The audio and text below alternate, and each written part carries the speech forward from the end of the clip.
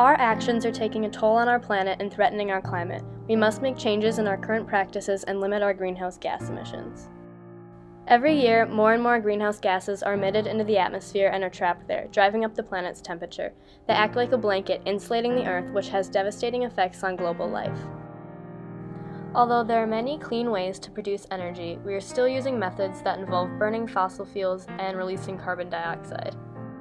While CO2 is a natural occurrence, the amount we are emitting has surpassed the healthy level given our planetary boundaries.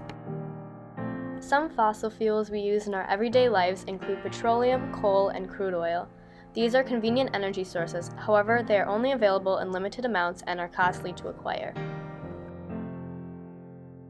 Because of these issues, the City of Minneapolis has created an action plan to address its energy usage.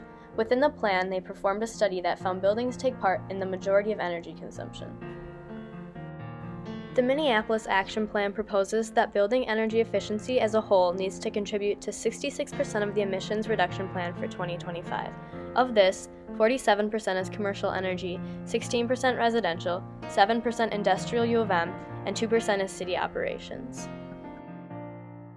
If these goals aren't met, there are several possible consequences the Twin Cities area could face. Some of these include flooding, drought, and intense heat waves. The University of Minnesota values sustainability and cares for the health of the planet and their carbon footprint. Because of this, efforts are being made to lower the amount of energy used around campus. For example, the University of Minnesota has a goal to decrease greenhouse gas emissions 50% by 2020 from a baseline of the 2008 levels. To do this, they have installed new equipment at the East Bank Energy Plant. They have also switched to LED light bulbs in many of the campus buildings.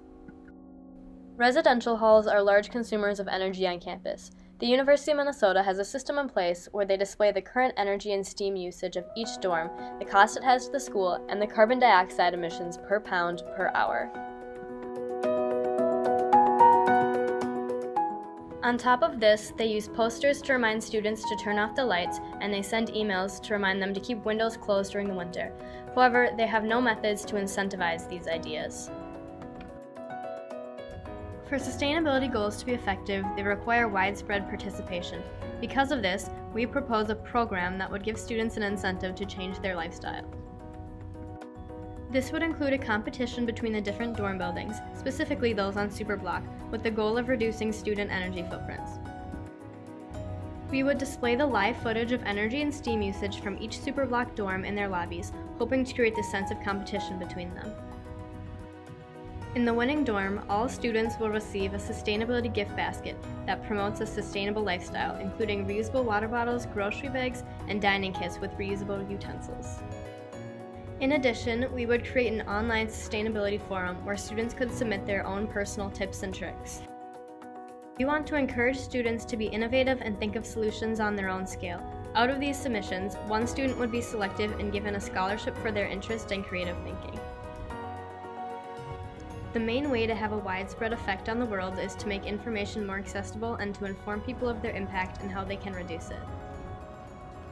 Some tips that college students can utilize in their dorms or apartments include: when it is cold out, bundling up with sweaters and blankets so that you don't have to use as much heat. This reduces the HVAC energy costs. When it's hot out, closing your blinds to keep your room cool. Using the stairs instead of an elevator when possible. Plus, it's better for your health. Avoid charging your phone or laptop at night, as it still uses energy even though it is 100% charged. If you set your phone on sleep mode, it won't drain any battery during the night. If you want to have a bigger impact, bringing sustainable thinking into your career is a very effective way to do this. For example, if you're in product design, you could invent energy-efficient tech gadgets such as these. A stress ball that converts your nervous energy into useful energy. Or a hamster wheel that captures energy to charge your phone. One product like these that is currently gaining momentum is called Now Light. The light source that can be completely powered by the pulling of a rope or the small solar panel that comes with the device. This can be extremely beneficial in third world countries, but can also be used to replace lighting systems that are not sustainable.